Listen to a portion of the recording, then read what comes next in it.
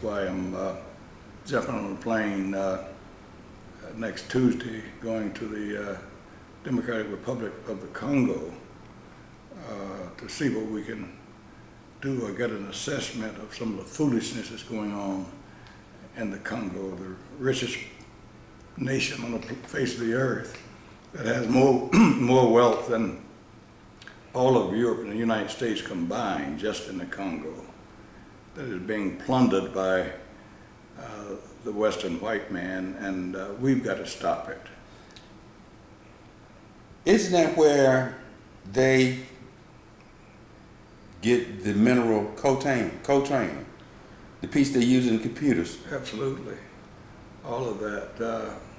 And we couldn't really run the 21st century beyond these smartphones. All this come out the Congo, the airplanes, just kind of on and on.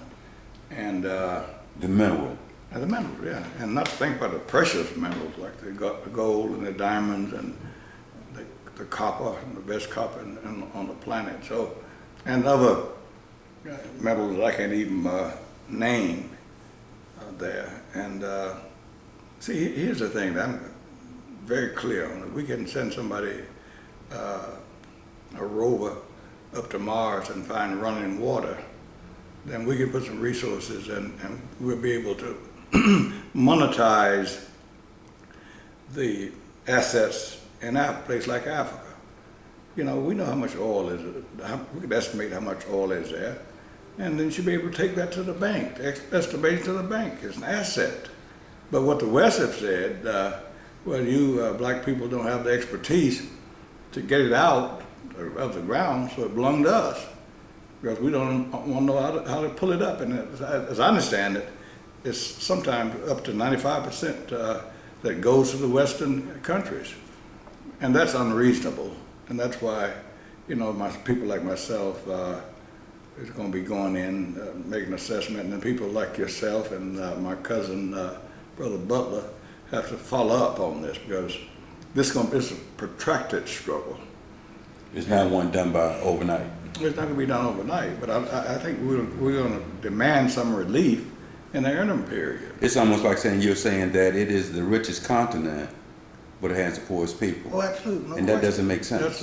I mean, there's no logic behind it. It doesn't pass the smell test. And the surrounding countries, as I understand it, and I've read extensively about the area and have visited the surrounding countries like Uganda and Rwanda. And as I understand it, Rwanda don't even have any diamonds, but they got a robust market of diamonds, and it's obviously coming out of the Congo.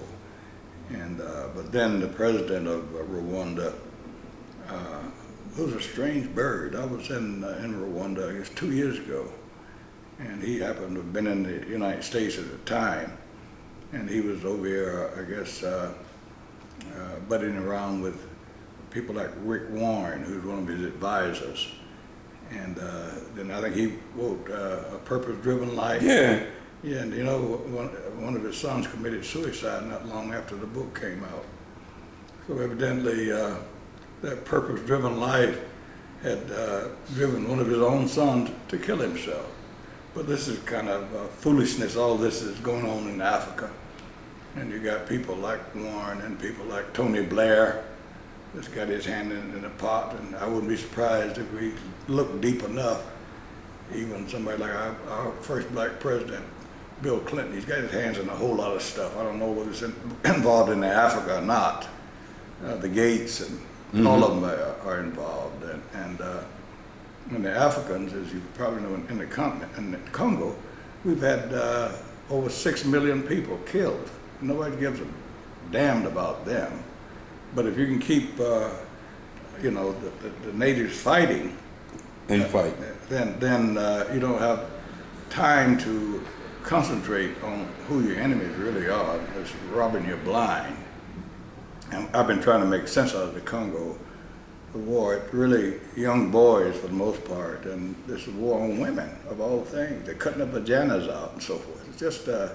It just doesn't make any sense. And I think I've been invited by the Church of Jesus Christ on Earth, according to Simon, I can't pronounce his last name. But I was excited when I read about this prophet. And he said that Jesus Christ had appeared unto him in 1921 and told him to free the Congo, the Democratic Republic of Congo, from the Belgians. They were a bunch of, they were savages. And so he set about preaching. He started preaching. What's the size of that congregation? 17 million now. So it just exploded. And so what he said is that in 1921, he only preached 5 months, and it so shook Belgium up so bad until they locked him up, of course, and he died in prison after 30 years of incarceration. He was in prison longer than Mandela. So he's a martyr. Well, there's no question, and more than a martyr, he's an envoy of Christ. That's what his title is. And quite frankly, it has given me some pause about Jesus Christ and God and all that, how we understand it. I brought that up at a staff meeting on Monday. We talked about it, summed it up. But I'm gonna go and see. And let me tell you this little piece about it. I was talking to a medical doctor from San Francisco, and she's been there to that church 19 times now. And what she said confirmed to her that he was really a prophet was, number one, that at the church, she said to her, it was like going to heaven. He said the music was angelic, and they felt so. But then the kicker was when they left the Congo, they had to fly through Kenya, and the plane in Nairobi had some mechanical problems, so they had to stay at the hotel. And they went in and checked into the Intercontinental Hotel in Nairobi, and they said the porter was there, and this little short porter came up, and they noticed that his name tag just had Simon K on it. And as they were chit-chatting in the lobby there, they looked around and all the bags were gone. And they didn't know, where they were. Rooms hadn't been assigned or whatever. But then when they went to their assigned rooms, all their bags were in the room, So, and then they were so mystified, so they want to find this Simon K. And so they went down to the lobby to inquire, where is Simon K? They said, we don't have nobody here by the name of Simon K. And so it's in that backdrop. During the 30 years that he was incarcerated, he had appeared in the Congo many, many times. He appeared in the Congo, and the officials would say, I thought this guy was locked up. They said, oh, he's locked up, we still got him up there. But nonetheless, he appeared in these mysterious places. So there's something going on that you want to see. Well, yeah, and so I think that what Simon wanted, the church's position now is let's pray, and that God is going to deliver in His time. And I guess the only thing that I could add to that is I believe that God is not handing out manna anymore. That was a one-time thing. You have to get up off your butt and work and do something. And I think that it's always been promised that if you'll take one step, I'll take two. But if you sit on your ass, you're not gonna get much. We can start praying to Jesus and praying to God. Now I'm hungry, Jesus. And you get up off your ass and go get something to eat.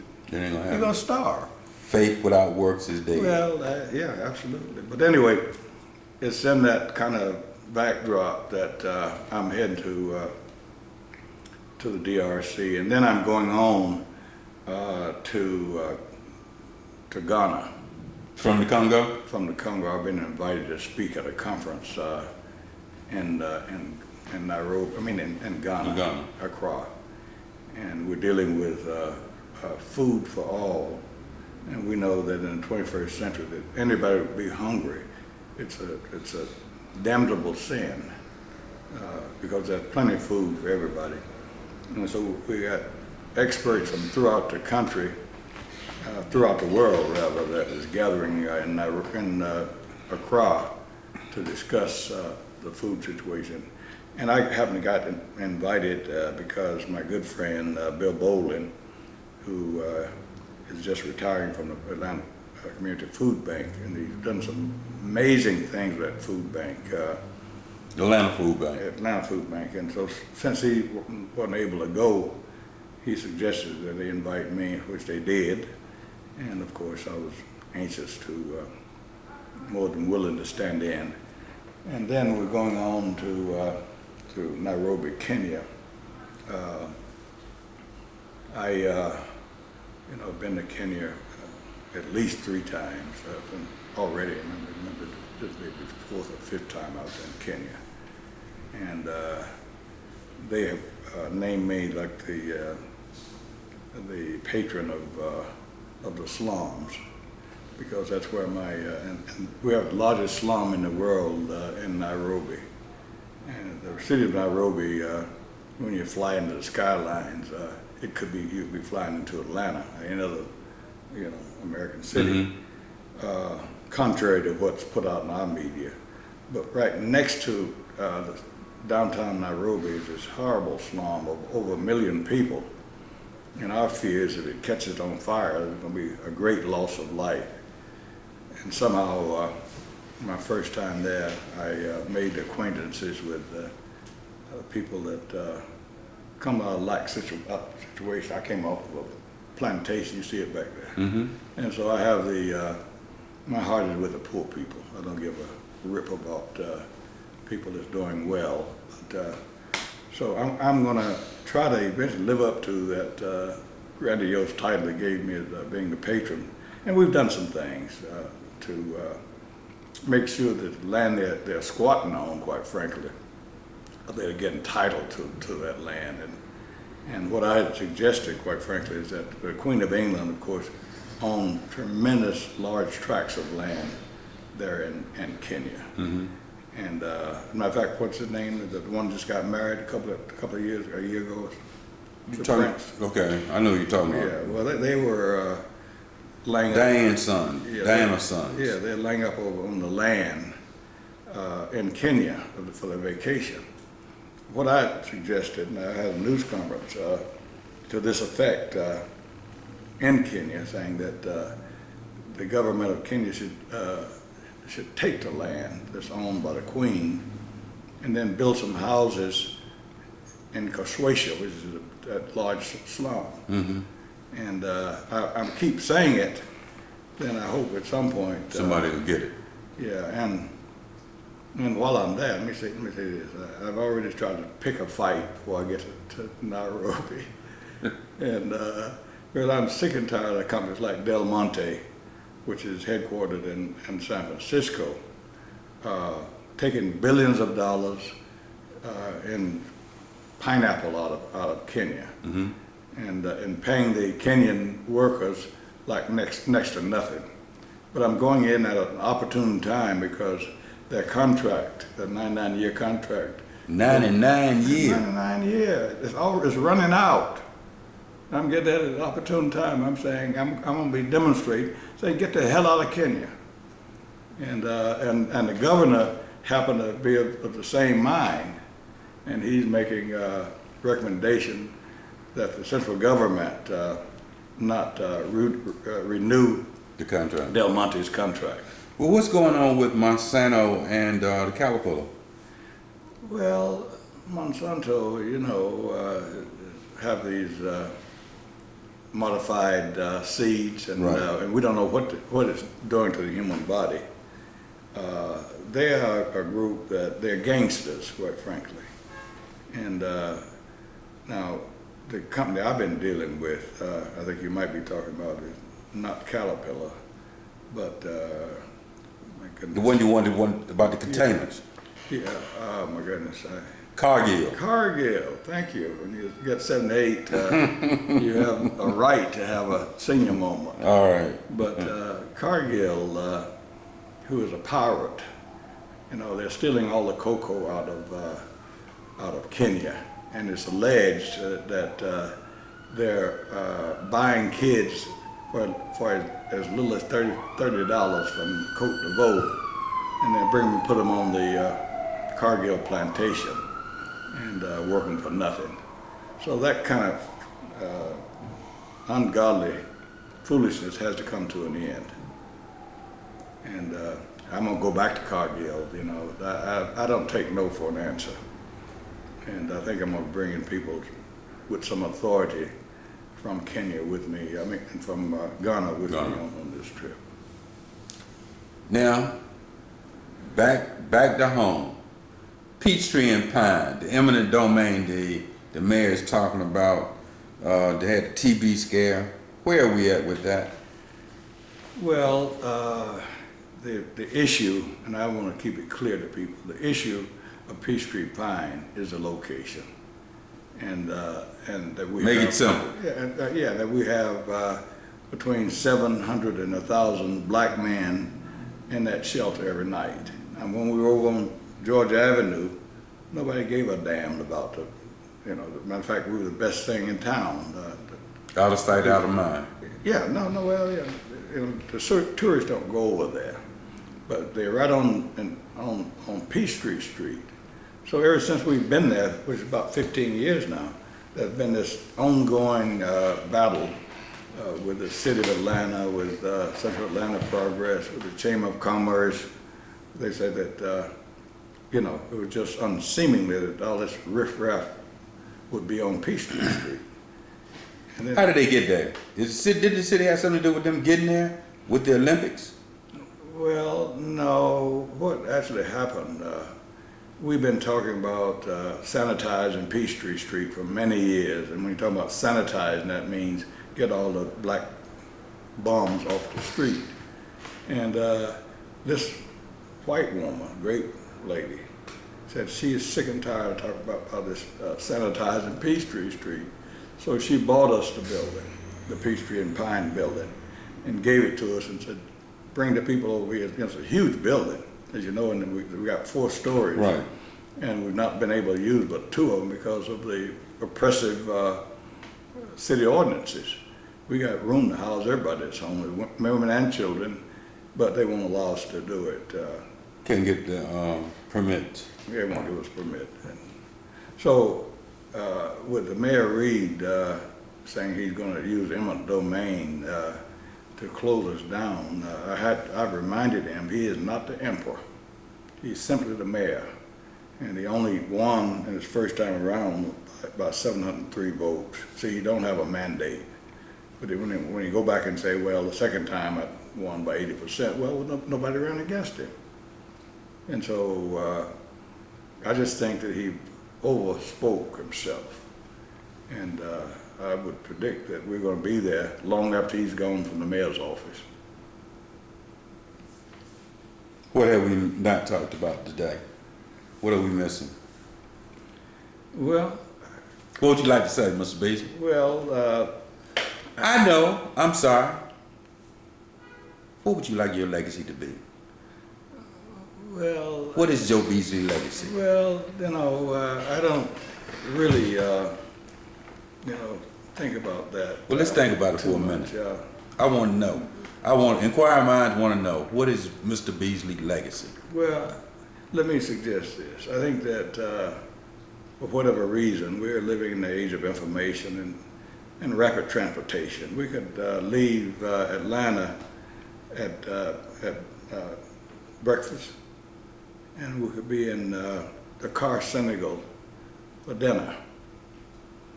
And we can have a problem in South Africa, some distant place, and you can hit me up on it, and we're with you, right? So communications have been advanced, and we're in the age of information. And it seems, it's unseemingly to me, I won't criticize it, but it's unseemingly to me for us to keep on going up to Edmund Pettus Bridge, where we almost got killed, and it was 50 years ago. And I think it's unseemingly that we would keep going to D.C. and reciting Martin Luther King's I Have March a on Dream. Washington. Yeah, because Dr. King really had the vision. He had a global vision. And I don't think anybody has really picked it up. And that's one of the things I'm trying to do. I see brothers and sisters struggling in Haiti and struggling in Colombia and struggling in Brazil and struggling all over the Americas. And then there's 30 million Africans struggling in Europe. And then we got 1 billion Africans struggling on their own continent. And so what I hope to do, at least to begin for people to say it makes sense, unless we try to look at this thing in a holistic way, that maybe we're missing the point. I guess in closing, I want to ask this question. That Ebola virus, some saying that it was man-made. It was the World Health Organization giving it to these individuals. What's the insight? Well, we've got empirical evidence that I think Tulane University out of New Orleans was over there messing around with Ebola, and it got out of control. And of course, when that happened, they were kicked out of Sierra Leone, same time that started. And then we had reports that I have now that the Department of Defense was doing, they had a contract with a pharmaceutical company out of Canada, and they were doing trials, live trial with Ebola, using Ebola, and I think it got out of control. And of course, we went to every length that we could to expose it. I wrote to my congressman, I visited the Congress people and saying, we got this information. And my congressman, John Lewis, had sent letters to the Department of Defense on my behalf saying, you know, my constituents is suggesting that. Mm-hmm. And the DOD just told John Lewis to go to hell. Well, they said that way. They didn't respond to him. They said, like, what do you think? You're asking us a question like that. But I'm convinced that eventually this will come out. And I think some of the leaders, like in the president of Sierra Leone, and kind of know what happened. But we're the big, bully on the street, and you're the biggest terrorist. so if you let the world know we made this horrible mistake, we don't know how many people are going to die. But so I'm glad that it's been arrested for the most part. We have cases popping up here and there, but it appears to have been arrested for the time being. Is there anything you'd like to say in closing? Well, you keep doing what you're doing, and at some point, you stop making movies and become a part of the movie. Get out here and raise some hell after some of us are gone. It means a lot. Thank you, Mr. Beasley.